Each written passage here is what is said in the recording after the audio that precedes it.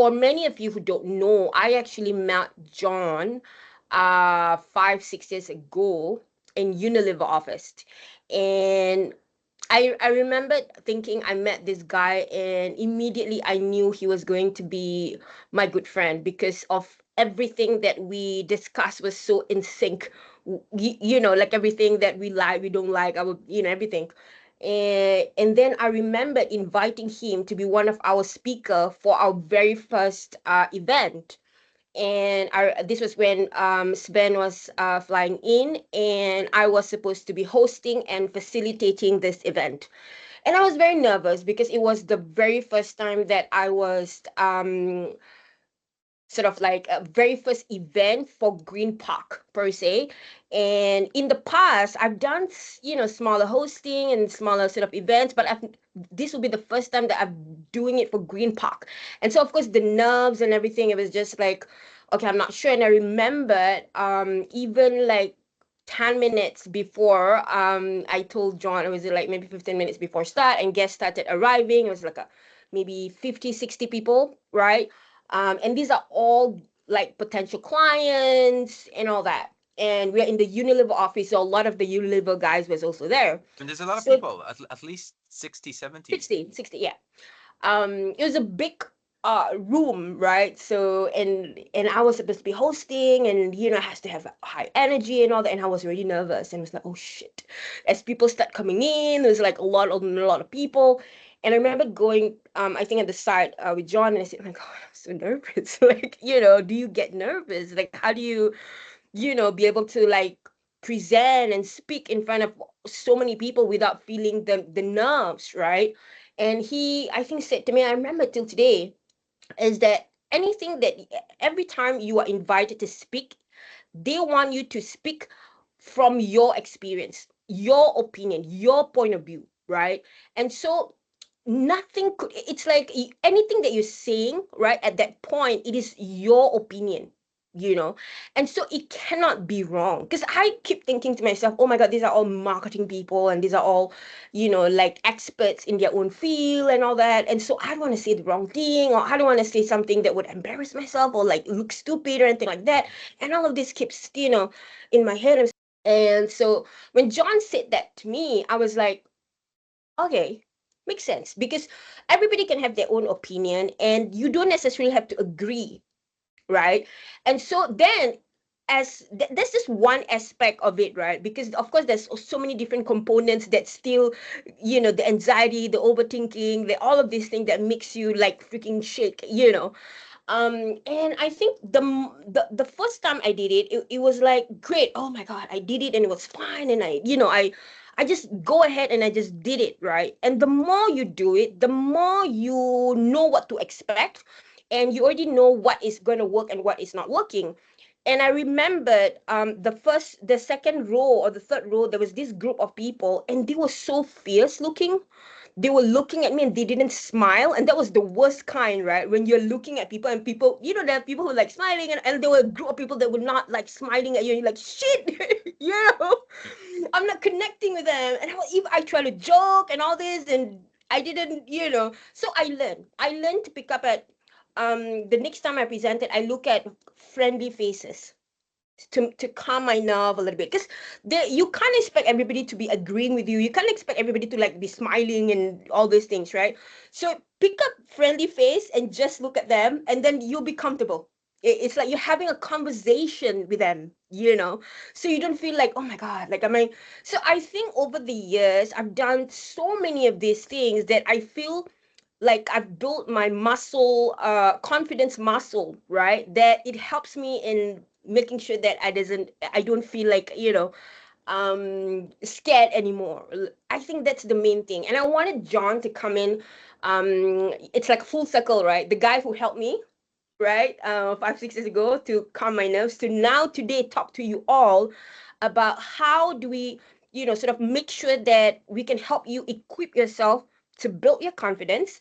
And I think firstly, the importance of confidence and why you need it. Because I know you guys go ahead and do your job and you don't think you need it, but why is it important, right? So John, maybe a little bit about, how you found this confidence? Like, was it natural to you? Was this something that, you already have, or was this something that you built like myself, over the years? Maybe we can share a little bit. Sure. But before I go on, I want to ask the room, how many of you cannot imagine Fee that's not confident? Can I see a raise of hands? Because like I think there you go. I want to get as much hands. How many people cannot believe that Fee is not confident? We're probably gonna get like over 20, and I'll be happy. I'll carry on. No, because there you go. We got over 20. Yes. Thank you guys. Thank you. Because I mean, looking at Fee now, right? I also can't believe a version of her that's actually not confident and that was shivering just before the talk back in Unilever in quarter 1 of 2019. I will never forget that. And so what this tells us is, even people that seem to be very confident, like Fee, actually came from a phase where she wasn't very confident. And I think in this session, this afternoon, right? Oh, how many people do we actually get? If you get 100%, do I get a bonus fee? Anyway, so it's good to know that confidence can be learned. And I think in this afternoon session, we're not here to define what confidence is. We know that, right? But it's really understanding in terms of how can we actually have it and how can it be integrated in the way that we do things. To answer Fee's question, have I always been confident myself? I don't think so. Honestly, I don't think there's anybody in this world that was born already confident. I mean, I would call those people cocky if they actually call themselves, yeah, I was born ready. But it's something that you learn in the process, and there are tips and tricks that we would go along the way in this afternoon session to be able to kind of like unpack and unlock how it is in order to build your own confidence. Confidence is varied, so I could tell you that when I was starting my career in Unilever, my biggest weaknesses would be number one, presenting, because we present a lot. Almost every month we have to present. As a brand manager back then, I would always present what my marketing plans are. And oh my God, like I would sweat to death. With sweaty palms and sweat all over like my neck and stuff because I was so nervous. I was so nervous that the stakeholders, right? Stakeholders will not approve of what I'm presenting. I would be nervous about not remembering even what the things are to say, and so I even went a phase where I would have to memorize. I mean, back with the FOC gang, I'm sure you would have had gone through the same thing of trying to memorize every line, every punchline, every joke, because you're just nervous. You're just not very confident. I was also not a very confident storyteller. I started, and again, going back to FOC, I was the guy that was tasked to make presentations, and I would have sleepless days trying to create a presentation for my then boss, only to find out that, okay, I still need to rework and stuff. So, again, I you may have met me either as a client or in the last 2 weeks as a teammate and may have come across as someone who has always been confident, but it's not the case. And like I said, I really want to take advantage of this opportunity to share a few points that you guys could pick up from, whether whatever in life or whatever in work that you don't feel confident with, we'll try to work on that, I guess, in today's session, Fee. Thank you, John. Yes, I think it's really important. And I think the reason why I thought about this recently as well is because today we are meeting a lot of our clients, more and more presentation required. And how is it that we can be more convincing and Absolutely. compelling, to our Absolutely. clients? And I think it's so important that we equip you with everything, because I feel like sometimes you are experts in already in the things that you're doing, but when it comes to sharing it with others, for whatever Yeah. reason the confidence level is a bit Right. on low side, and so Right. that's not coming out I think in that context, I would go by what Chrissy said. In the past, I was a client. I Green Park would always present to me from different facets, as a client when I was in Unilever doing Mahi, or as a client when I was doing Relax, I would have come across your teams presenting to me, whether they come from search, they come from social, they come from the editorial team, they come from the creatives. And one thing that I could tell you is that the degree of confidence, actually, it's not the same across the board. That's number one. And number two, the less confident the person is, I could see through it. I could almost smell. And sometimes it affects my judgment, almost feeling like, wait a minute, like, does this person really believe in what they're presenting?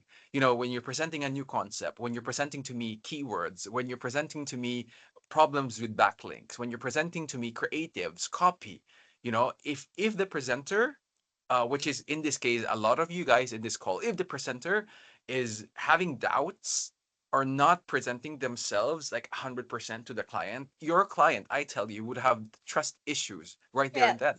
And it will affect the way by which you're able to sell a pitch yeah, or even generate new businesses.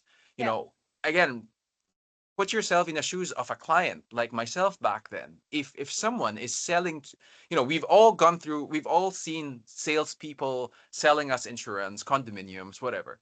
If you don't believe the persons that's selling you a product or a service, you won't buy from them, right? They won't buy the concept, they won't buy the copy, they won't buy the proposal that we're selling. And that's why, I think it's very timely, that as more and more of you guys are moving towards client facing, even if you're not accounts, everyone would have a stake at presenting something to the client. That's why all the more building your confidence is important in the yeah. workspace. I think definitely this is something that John and I, we are talking to the people and culture team. We are planning to have a workshop, a couple of different workshops to help with storytelling and presentation. I think that will really help the team in that specific area. But today's conversation is beyond that. It is more than storytelling. It's more than presentation. It is confidence at the core of you as a person. It's just as simple. Have you heard of like the con man, right? It's the Yeah, confidence man.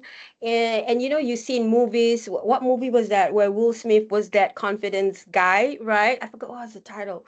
And he was just, he would I'm not saying that I want you all to lie, right? But it's all about no, it's the other one with he was like the really confidence guy that he goes around, convincing people. Focus, yes, that's the one. Right. And again, I think it's really important. I'm not saying that you should lie, but the more confident you are, the more people would believe you, and at the anything that you want to do, yeah, right?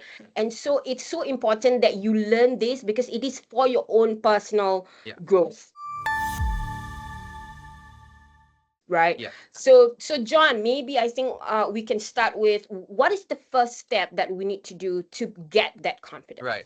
And before that first step, I just want to tell people also, whatever you pick up from today, it's also applicable to your personal lives.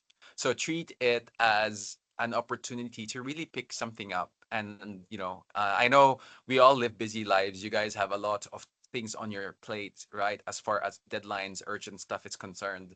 I now empathize with you because I'm on the same side, but treat the next 30 minutes to 45 minutes as a session that helps invest also in yourself and invest in the confidence that you would eventually be useful for your career and for your lives. Okay.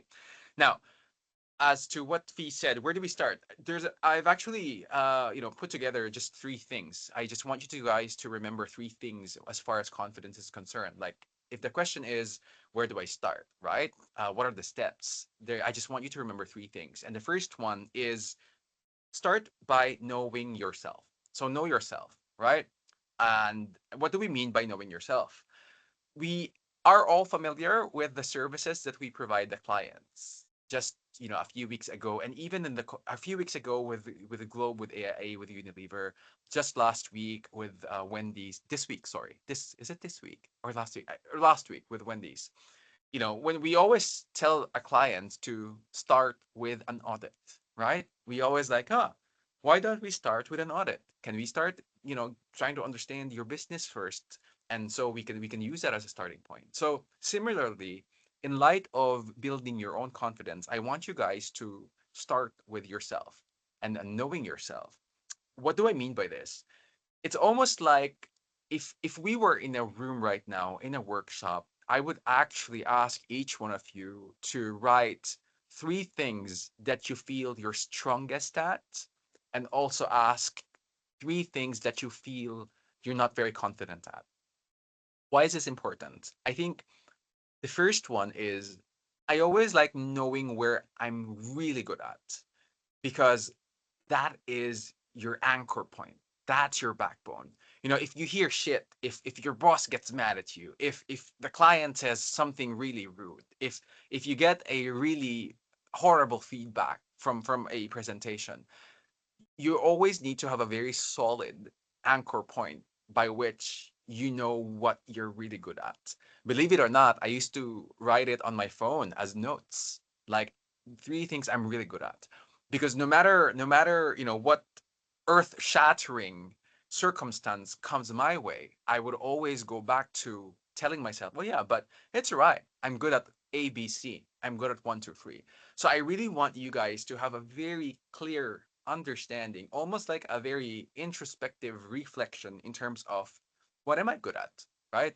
I could be good at, if I were from the SEO team, I'm good at SEO, I'm good at analytics. If I was in copy, I'm good at, I'm creative. You could give me a brief and I can turn it around in an hour. So really put to heart what you're really good at. I shouldn't be saying this, but what you're really good at is, if someone is to pirate you tomorrow, what will be they buying from you, right? If you're leaving Greenpark tomorrow over some other company or some other agency, what would most likely be they be taking away from the skill set that you have?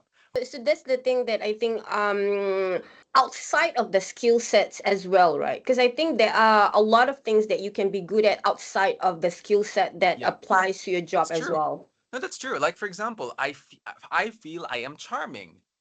Not kidding, kidding, but not kidding. And so, like, if you are in accounts, right?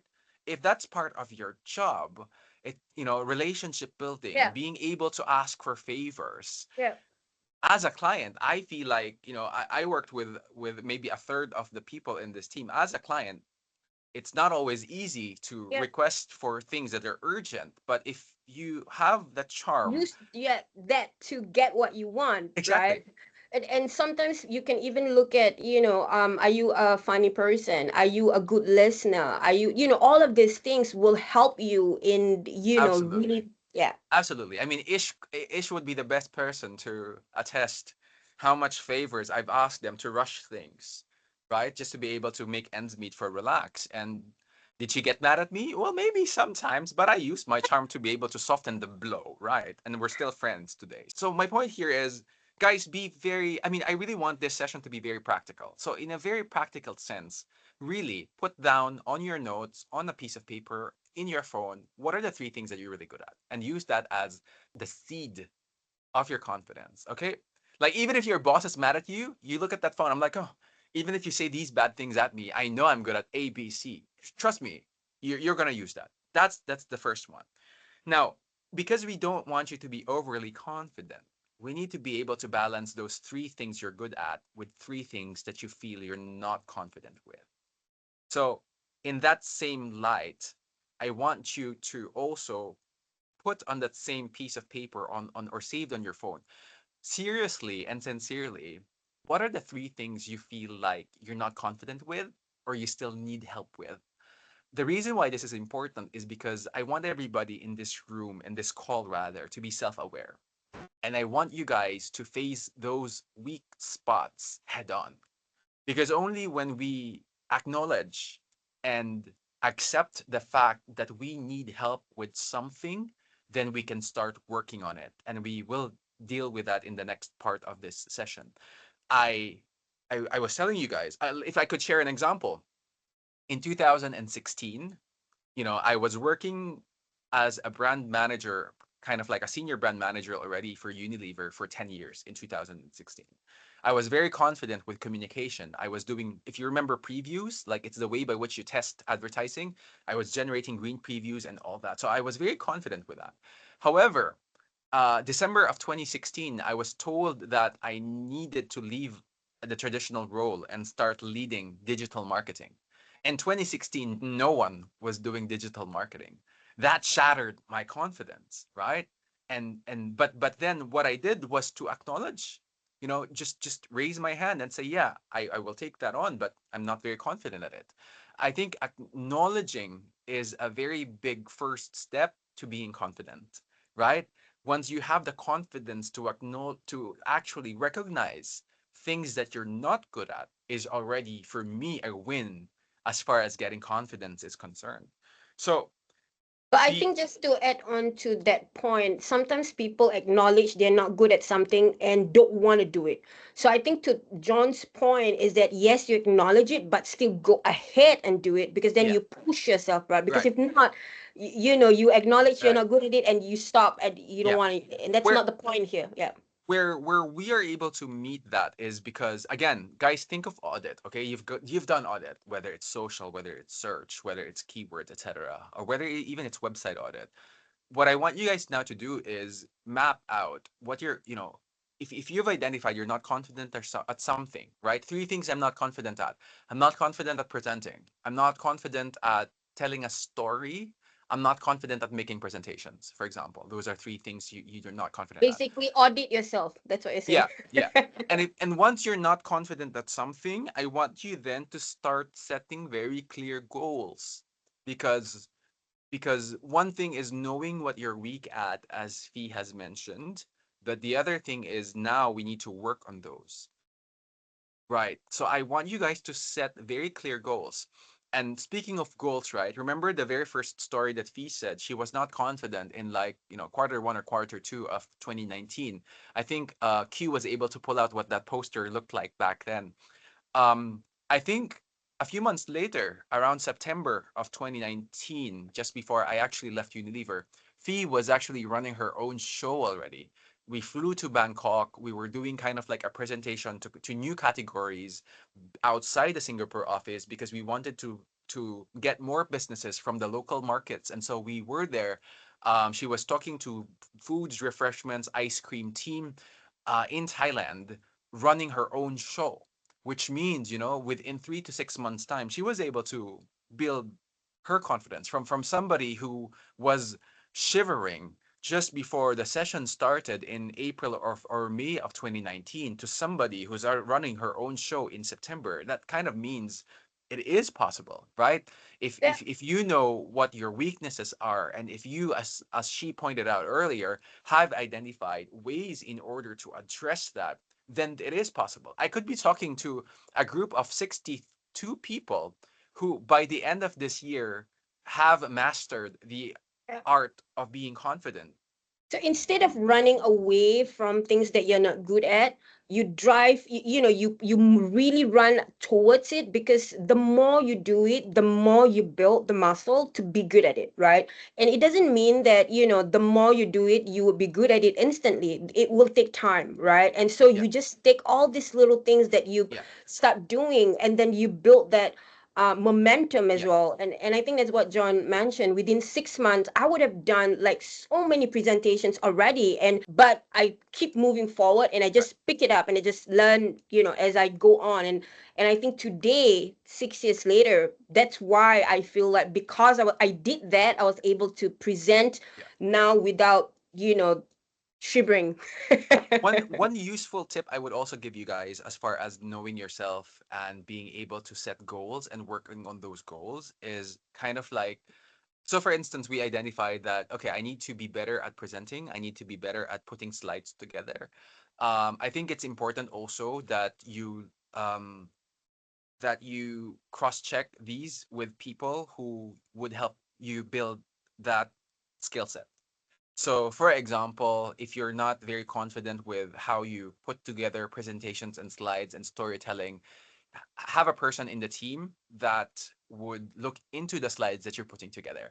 And in this example, it's very close to my heart because I was that guy. In Unilever, As a brand manager back then, I always say that we were the highest paid PowerPoint makers in the world because all we did was to make slides, right? And practice does make perfect, but you have to start somewhere. And because I wasn't very confident, I would always have the guy across me on the table to look at my slides before I show it to my boss, just so I have a different perspective of what I was putting together. Similarly, when I like I told you guys, we were presenting, right? We were presenting our projects, our plans every month, and then when we would have visits, so we had a lot of global visitors, the foods president, the category, whatever, the VP for this, VP for that, and we will always have to make presentations, like an hour-long presentations. I would actually, you know, ask my seatmate to listen to my presentation, just so I'm able to build that sense of confidence. So again, what we're trying to say here is you know yourself, you know your strengths, you know your weakness, and you work towards flipping those weaknesses and turn them into strengths. That's how you build your confidence first. Yeah, Yeah. work on it and look for people who you can trust that will help you work on it, because nothing is worse than you knowing you're weak at something and just giving up and not doing anything with it. I hope that, when you push forward and you try it and you feel like you fail, don't think about it as a failure, but think about it as you are just getting closer to your goal, right? And at the first time you try, it didn't work. Now what's the second time? Now what's the third time? And I think the key thing here is a lot of time we are very critical about ourselves, and we go into something and we feel really bad that it didn't go well as how we expected it to be.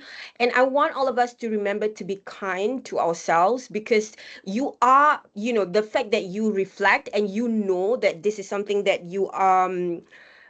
you're lacking, basically it's good already, because then you know that you are trying to work towards it. So don't be too harsh on yourself. I think that's something that I also learned the hard way, because I'm always so harsh on myself, and because of that I get stressed and pressured all the time. And again, as you try to learn to be better, you have to be in a good state of mind, physically, mentally, everything, right? Your overall condition, right? For you to perform at the highest level, you Correct. need to be able to really be really good, Right. right? And maybe John, you want to share a little bit about I that was part? I was gonna say, like, I think, guys, there is a very fine balance between being too critical, overly critical, and being lax or lenient, right? You need to be able to come to terms with where you sit and where you land. Like in my case, for example, in everything I do, in anything I do, whether it's work, whether it's presenting, whether it's putting together slides, whether it's analysis, I would always go by I will always have my own benchmark. So never compare yourself with other people. I will always have my own set of standards by which I'm happy.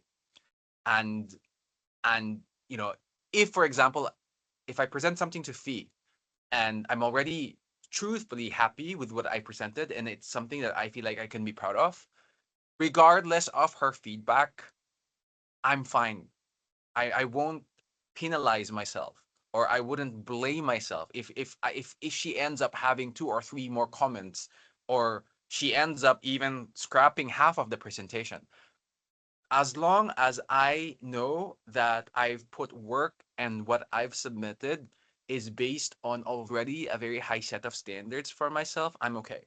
And that's what Fee is saying. Like, it's good to have your own set of standards, but also know when you are overly critical already, that is then gonna dampen your confidence and your spirit to move on. So again, it's not easy. I mean, everything that we're saying here, actually in this call, we make it sound easy, but it's really not easy. It is a process, but you Hmm. kind of need you need to start somewhere, and you need to be aware that it Hmm. is a process and that we all are work in progress. Hmm.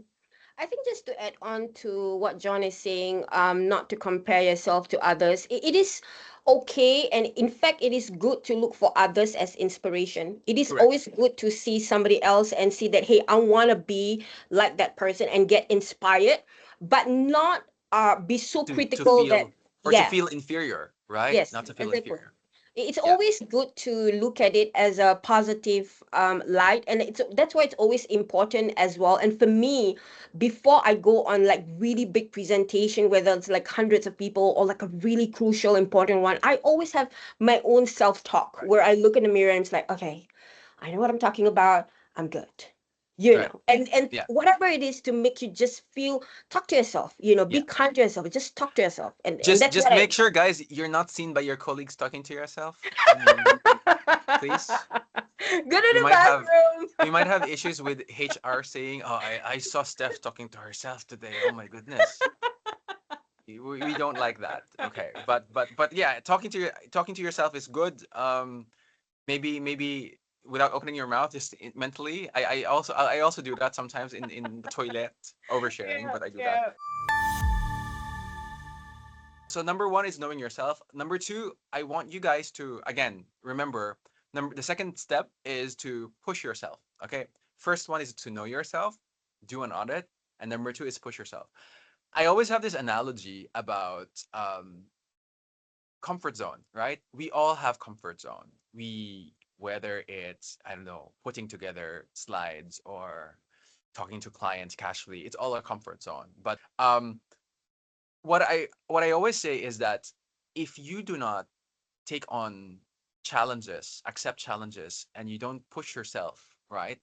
You're never going to be able to expand your comfort zone. And comfort zone is almost parallel to confidence. So your level of confidence is reliant on things within your comfort zone because you know this topic, because you know anything and everything about social, for example. But then when you're given new tasks, new responsibilities, new roles, new projects, right? That in itself actually allows to be able to widen your eventual comfort zone. I always like, and I'll give you a very clear example. I'll give you a very clear example. Presenting, so they've seen this. Who was I with in Globe? Matt was there, Q was there, Chrissy was there, right? Kim was there. It was the first time I was the Phoenix one, okay? It was the first time I'm presenting to clients as agency. That's beyond my comfort zone. You guys have no idea. I think I was whispering to Chrissy, I'm very nervous. I'm very nervous. But you have no idea how nervous I was because I've never done that. It's something that have no experience and I don't know these people. It's not like when I present to Unilever, I mean, come on, I've been in Unilever for 14 years, so I don't care. I know these people. I know their culture. I know what makes them laugh. But then I have to pitch Project Phoenix to Globe, who I don't know. The only thing with that Globe with me was that I was a Globe subscriber 12 years ago. Not even now, 12 years ago. So I can't even have a common ground that I could leverage on. Yeah, but that for me is an example of like not being confident and being able to push myself beyond my comfort zone. And so after that session, right? I regardless of how it transpired, I'm glad it worked. Okay, I'm really glad. I was on a high actually. But every time you're given a task that allows you to be pushed beyond your comfort zone, what I always want you guys to think is the person that comes out of that. The person that emerges from whatever that task is, whatever the task's result is, the fact that you've taken on a responsibility or a role that's not familiar, that you're not confident with, but you've taken on that challenge and you have emerged alive from that challenge, then that to me is a win. And that to me helps build your confidence. So the next time I'm gonna be tasked, oh yeah, Wendy's, hello, last Yeah, week. yeah, I was more confident because I was like, yeah, I've already dealt with the Globe clients. We made them approve Project Phoenix with flying colors, and yeah. that kind of helped build my confidence when for the first time, we were presenting um, our credentials to the Wendy's team last week.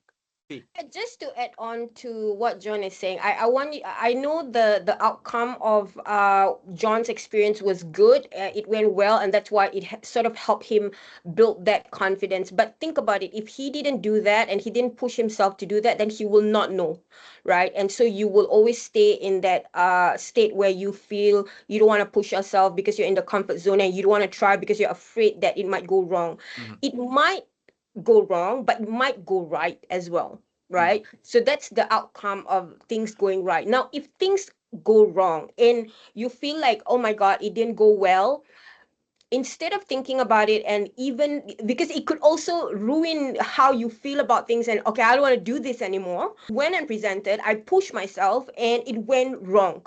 Now, if that happened again, instead of thinking of it as you failed, think about it as what can you learn from this.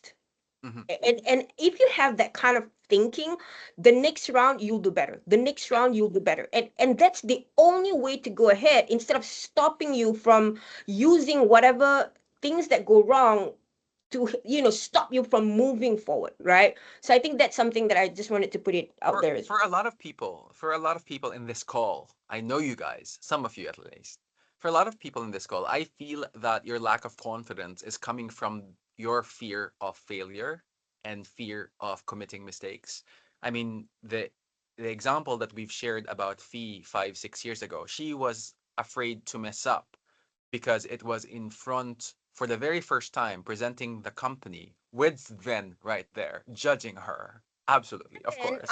we have about 60, 70 people Yeah, of potential clients, so if yeah, I screwed up, I would lose all those potential correct. clients. I think I think one thing I would also want everybody to take is that we shouldn't fear failure.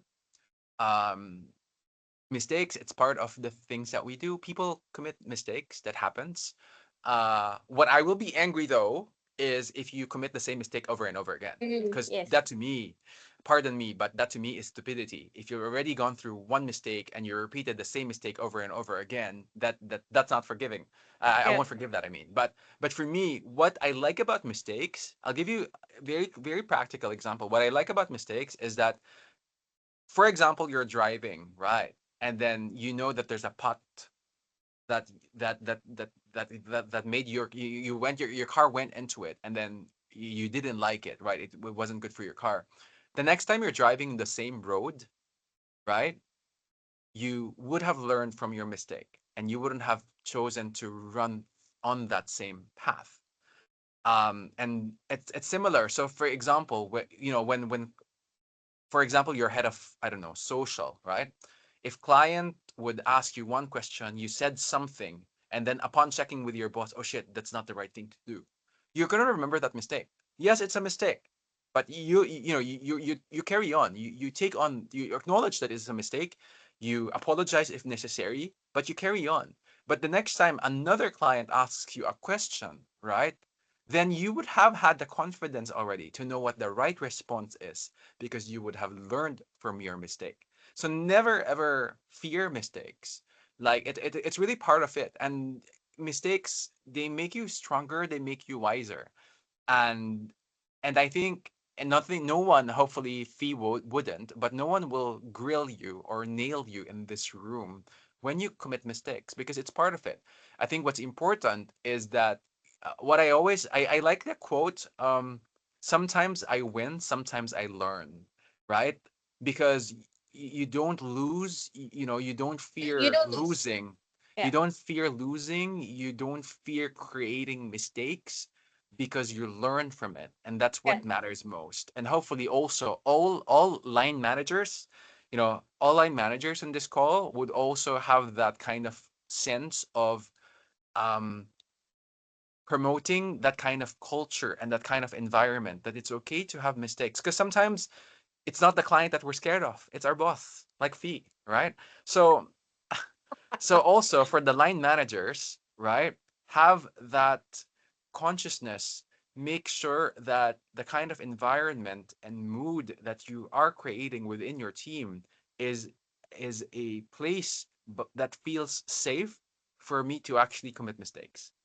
Yeah, you're right. I think for me, it's there are different type of mistakes. There are mistakes, like you said, don't make it the same mistake over and over again, because you're trying new things, or you're doing different things, and by doing those things, you don't know what are the chances of it being a mistake, right? And Yeah, so that becomes something that you need to, okay, learn from and move forward. And I really encourage people to take risks. I do encourage people, and I just had this conversation recently with the team, and I was like, in order for us to innovate, and in order for us to try new things that others have not done, the chance right, of the mistake is high, because nobody has done this before. There yeah, isn't a playbook or best practices yet. right, But the thing is, if you can quickly learn from it and address it and move forward, mm, right? So that's the key thing. yeah, And I think for me, even when you make mistakes, I will always question, and I will always ask, what do you learn from this? yeah, What can you learn from this? And yeah, I think for a few people who I think I've spoken to recently as well, I did say that. I was like, yeah, okay, shit happens. Now what can we learn from this? yeah, What did you learn yeah, from this? And how can we yeah. move forward? And one last thing before we move on to the third and last one. With regards to pushing yourself, I also would encourage. So remember part one, the audit, right? About knowing yourself. I want because sometimes we don't feel good about being pushed. That's true. That's how it is, right? Like, oh, I'm given this project. No, I have to say no to this project. I don't feel confident with it. But now what we've spoken about the first part. Now knowing what your weak spots are, if you're being pushed towards a certain direction, and if you see that direction or that destination actually helps build future proof your weakness identified in the first part, then there's no reason for you not to accept it. And there's no reason for you not to push yourself to go towards it. Does that make sense? Like, if, for example, if I have identified that storytelling, whether it's to clients or to internals, storytelling is a weak point of mine, I would be asking more projects on storytelling from my boss. I'd be like, okay, this is a weakness. After 6 months, I really want to be good at it, as good as Fee, right?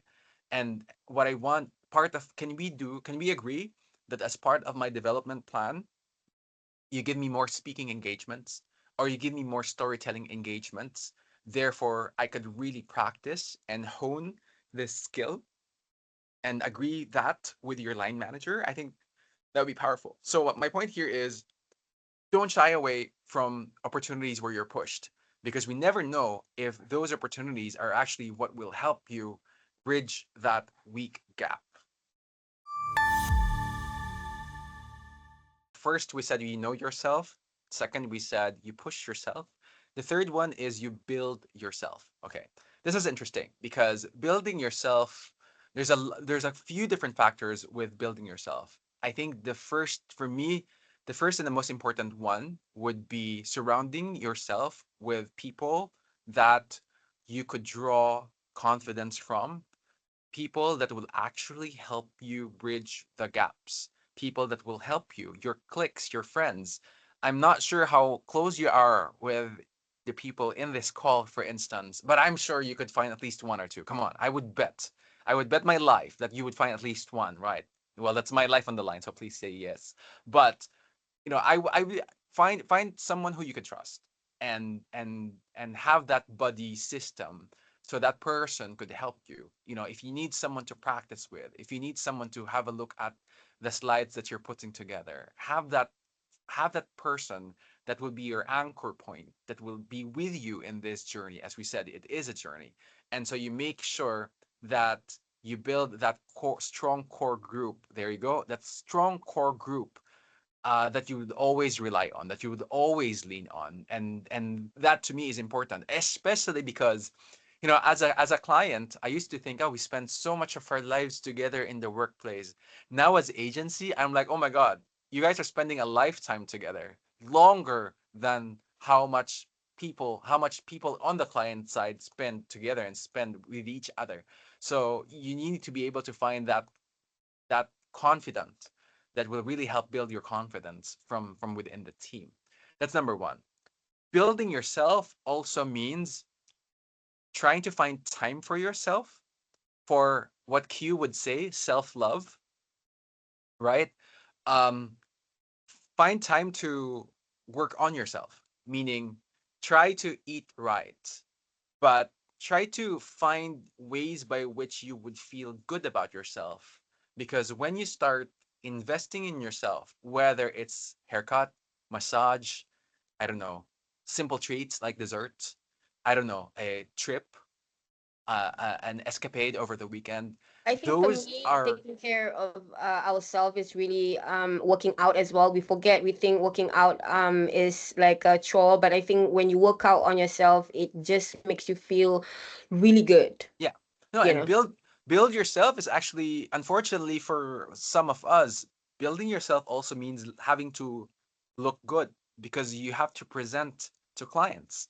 And like, I could tell you that if I had the pimple today, I wouldn't turn my camera on because I wouldn't have the confidence. But even skincare is important, right? Skincare, proper diet, proper exercise, just looking after yourself is really strong. And like I said, if you have a strong team to surround yourself with, they would be the first. Please have the empathy to tell somebody, it looks like you haven't eaten for a week. Can you please eat? So again, try to look out for each other because it's very important to be able to take care of yourself as you build yourself. Because again, if you look like you haven't been sleeping for a week and then you face the clients, what kind of impression do you think would you create? Right.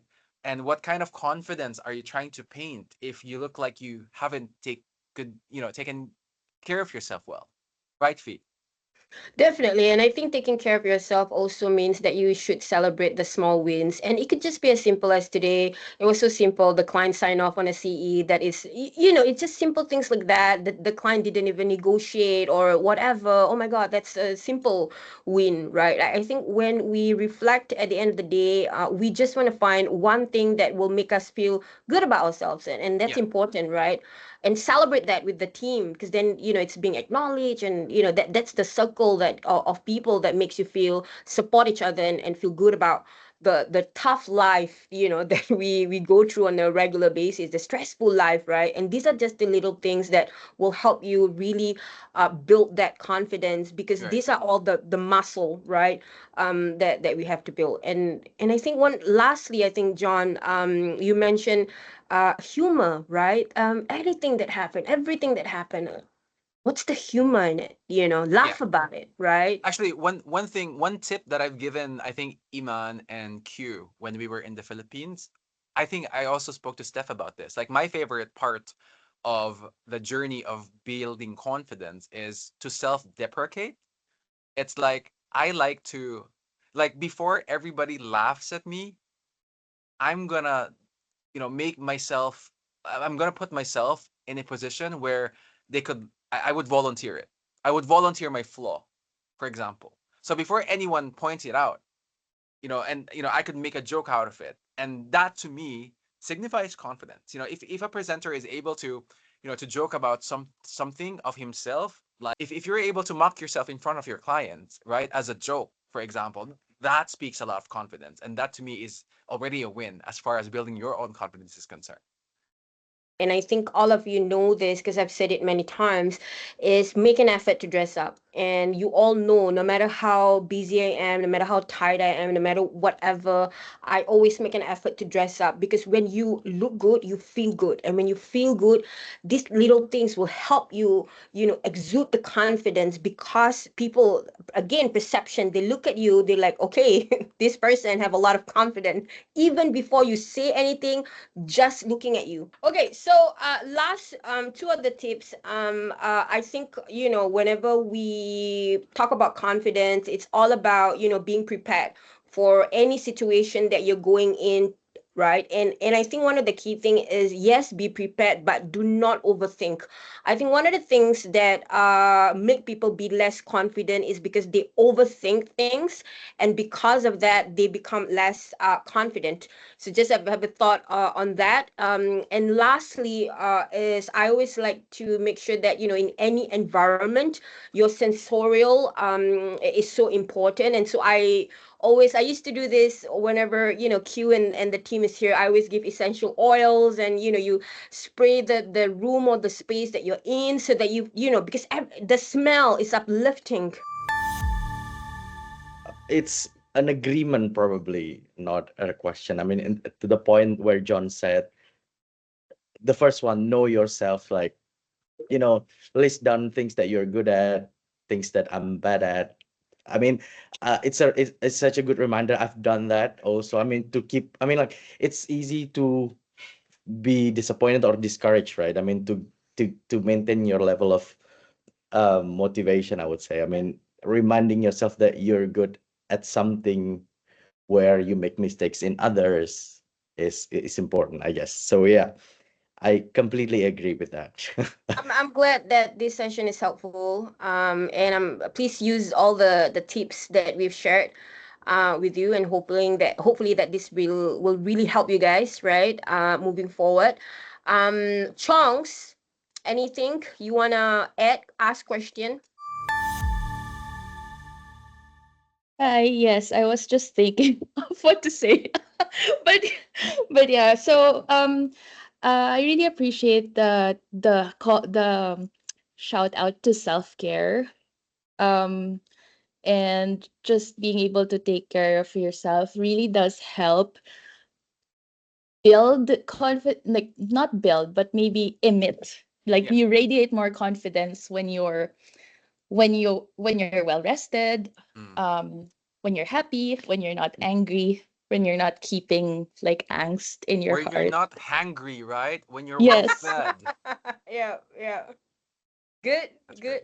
No, I'm really happy that, this session is useful for you all. I just thought it was really the right timing for this session. And as I mentioned earlier, we'll be doing more workshops to help you guys, hone the skills, and how to present well, what's the storytelling, what are the steps, how do you prepare yourself, and all of those things. And really excited to do that. And I really think that you all can do this. And as John mentioned earlier, I am not a natural confident person myself, and even till today I still get nervous. It's just, what are the tips and what are the things that I've done to get to where I am. And these are all the things that I would like to share and impart to you guys, so you guys can use what I've learned and apply it to yourself. Okay, cool. Thank you, you guys. It was really, really good, really fun. Thank you, John, for joining us today. It's a good session, and looking forward to more session together in the coming weeks. Thank you, My pleasure. guys.